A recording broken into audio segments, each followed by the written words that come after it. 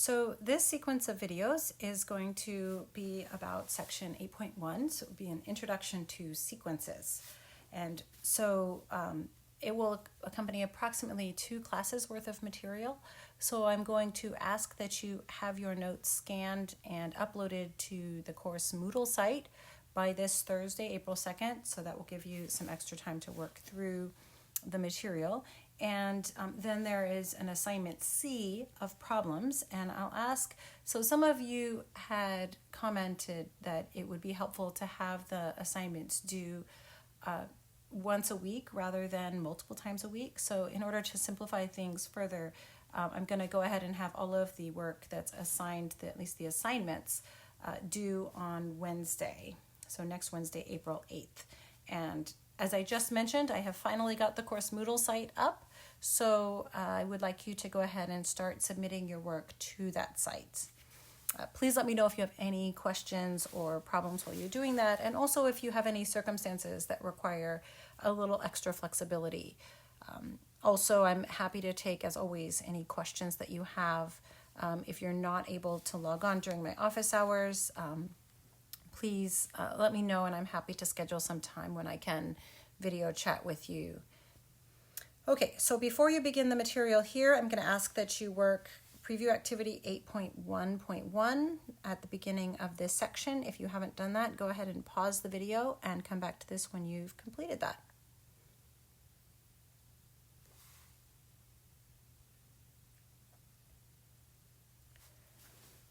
Okay, so now that you've worked on the preview activity, you've actually created a sequence.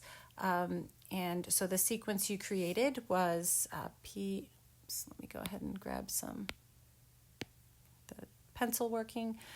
So the sequence you created was the sequence PN, and this sequence consisted of the numbers,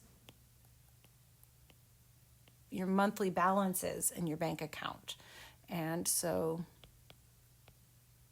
these numbers should look familiar from your table.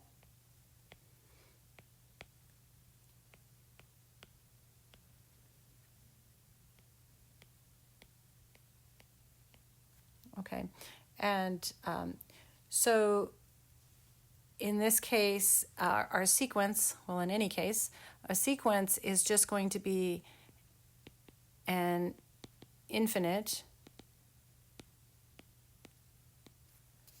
ordered list of terms. Okay, so the terms are what we would call the individual elements of the sequence, and usually these terms will be numbers. And in our case, we'll always be considering numbers in our sequence, real numbers.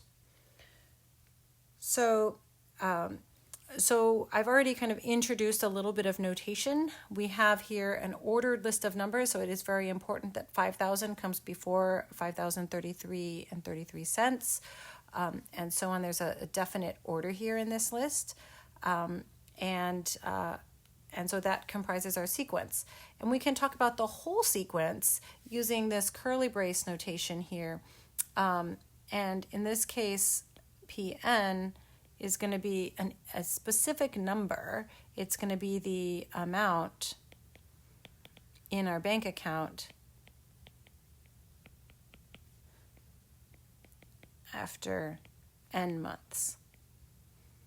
Now, your book doesn't do this, but I think it's in many cases a good practice. If you don't see anything added to this notation, you'll assume that we start at n equals 1. In this particular case, we want to start, our list starts at 5,000, and that's the amount you initially put in the account. So I would put here n equals 0 up to, and of course we're going to go infinitely many terms. This is kind of similar, these limits here are kind of similar to what you would do when you have sigma notation. So you'll recall that we put kind of a starting and an ending point.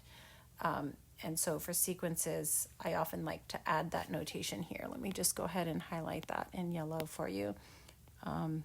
This is not included in the notation in your text, but I encourage you, if you're using, and in particular you should use it if you're wanting to have a sequence starting at n equals 0 instead of infinity. Okay, so we have our notation for a sequence. Let me just highlight the fact that this Pn here, without the brackets around it, is just a single number.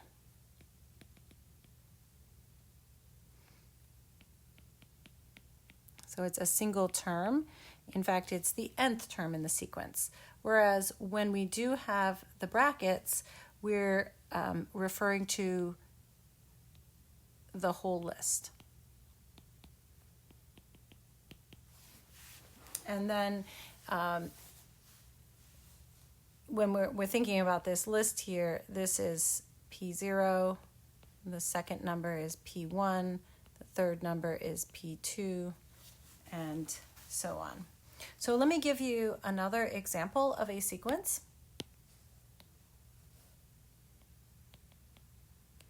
So let's look at the sequence -1, 1/2, -1/3, 1/4, -1/5, and so on. And so in this case, we have, so let me add ... That means that we're going to just continue this list. And so this is an ordered list of numbers. Everything comes in a specific order. And so we can actually assign this. We use some variables and subscripts, as we did with Pn above, to more compactly describe this sequence. So if I suppose I want to use, and you can pick what letter you like, but suppose that I want to use the letter R.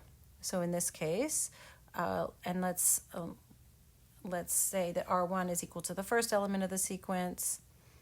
So R1 is going to be -1, R2 is going to equal 1/2, R3 is going to equal -1/3, and so on. In that case, a formula for the nth term, let me get rid of that curly bracket. So a formula for the nth term is just going to be, well, notice that these terms are alternating in sign. And so one way that we can do that is by writing -1 to the n. And there, when n equals 1, we have -1 as desired. And then, so that gives us the sign that we want. And then the rest of the number we can write as just 1/n. So here this sequence is, the terms in the sequence can be written in this way, and the sequence altogether is listed with the curly brackets. And so let me go ahead and just write it like this. So this equals -1, 1/2, -1/3, 1/4, and so on.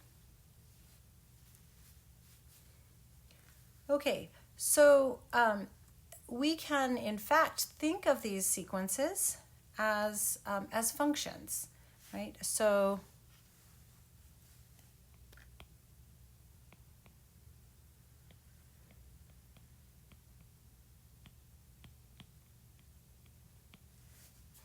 in the case of the preview activity,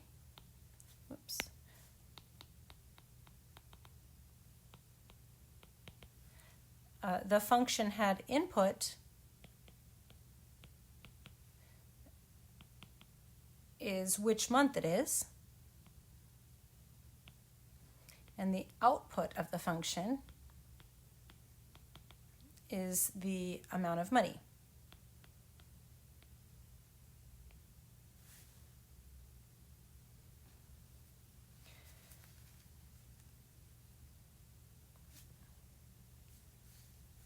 In general,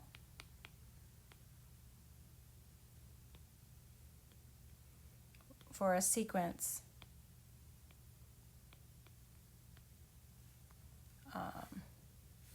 say R sub n, the input is n and the output is R sub n. Oh, let me comment back here since we're looking at R sub n. If you go up to this previous page, this R sub n that I put here, remember that I said we could put subscripts around these curly braces. In this particular case, I have I'm starting at n equals 1, right, because my first term here has a 1. So if you wanted to include those subscripts, it's not necessary here because we assume if we don't see a subscript, if we don't see these labels, we assume that we're starting at 1. But if you had wanted to do that, this would start at 1. Okay. So in general, our input is the n, it's which term do we want, and because we already know what this list ought to be, then the output is just going to be the sequence value. And so just as with a function, right, we have formulaic representation. So, so we can represent sequences using, just as we can do with functions, we can represent sequences using formulas. Okay, and so in that case, right, we have this formula R sub n equals minus 1 to the n times 1 over n, right? This is a formula for the nth term. Or we can represent a sequence using a graph. And so I'll show you an example of that. Or we can represent a sequence using a table of values or a list of values, right? And here we have that list, minus 1, 1/2, and so on. Okay, so let me show you the graph. And so I've got a Desmos link here for you at just underneath the learning objectives. So if you go to this link, let me go ahead and pull it up here.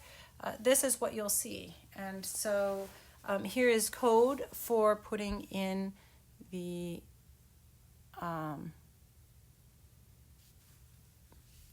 your sequence. And so there's a total number of terms that you want to graph, right? And so if you graph just the first term, of course the first term in our sequence was minus 1.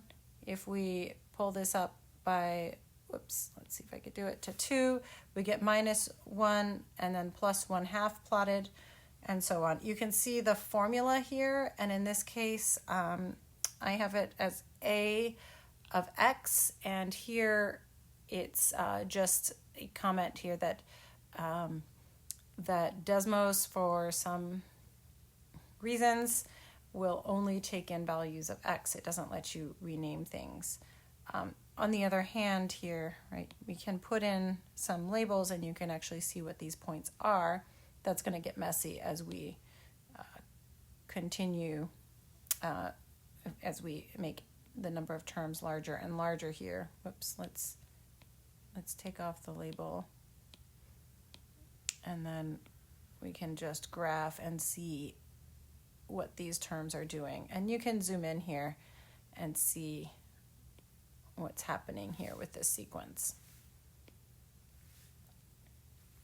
So what you notice is that as you go out, what's happening, the terms continue to bounce back and forth, and they seem to be getting closer and closer to 0. So at this point, you can often so we're often interested in what our sequences are doing as the inputs get larger and larger.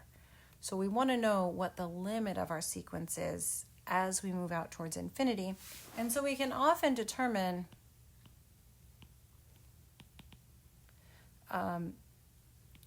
the behavior of our sequence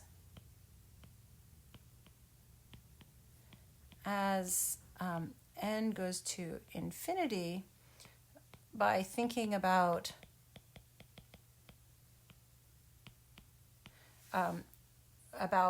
function limits.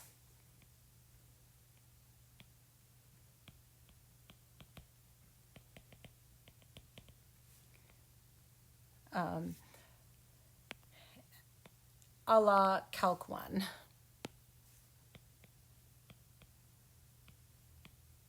And so that's where we're headed with all of this. I'm going to go ahead and pause and give you some time to work through an activity where you assign formulas to sequences and also graph them using the Desmos code. And for all of the sequences I'll have you working with here, I'd like you to think about what the limit ought to be, make a conjecture, and in the next video we'll make that more precise.